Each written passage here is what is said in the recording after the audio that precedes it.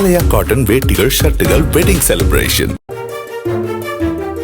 Chennai Velachery HDFC வங்கிக்கு வந்த பெண் ஒருவர் 1 கிலோ தங்க பிஸ்கெட் மற்றும் 256 கிராம் தங்க நகைகளை விட்டுச் சென்ற நிலையில் இதுவரை யாரும் உரிமை கோர வரவில்லை என வேளச்சேரி காவல் நிலையத்தில் வங்கி மேலாளர் புகார் அளித்து தங்கத்தை ஒப்படைத்தார். கடந்த 5ஆம் தேதி வங்கிக்கு பர்தா அணிந்து வந்த பெண் ஒருவர் தனது பெயர் ஷர்மிளா பானு எனவும் தனக்கு ஒரு கணக்கு தொடங்க வேண்டும் என கூறி லாக்கர் வசதிகளை விசாரித்துவிட்டு உரிய ஆவணங்கள் எடுத்து வருவதாக கூறி சென்றார். அவர் அமர்ந்திருந்த இடத்தில் இருந்த பர்ஸை சோதனை செய்ததில் இந்த தங்க பிஸ்கெட் மற்றும் நகை இருந்ததாக வங்கி மேலாளர் புகாரில் தெரிவித்துள்ளார்.